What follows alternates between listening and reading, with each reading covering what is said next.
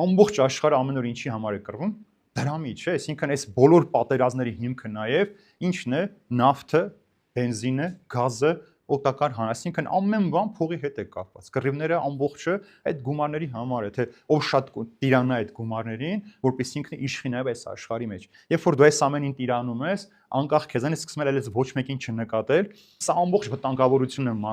մարդուն նաև սովորեցնում է, որ եթե դրամ չունենաս, դու այս աշխարհի մեջ ոչ ոք պիտի լինես։ Բայց դրամը ամեն հարց չի լուծում։ Մեր ժողովրդի մեջ խոսք կա, չէ՞, ասում են դրամը մութ տեղը լույս է տալիս, բայց այդպես չէ, սիրելիներ։ Դու դրամով ամեն բան կարող ես գնել։ Ամեն ինչ այս աշխարհում կարող ես գնել ու վաճառել, բայց դրամով դու չես կարող սեր ու պատիվ ունենալ։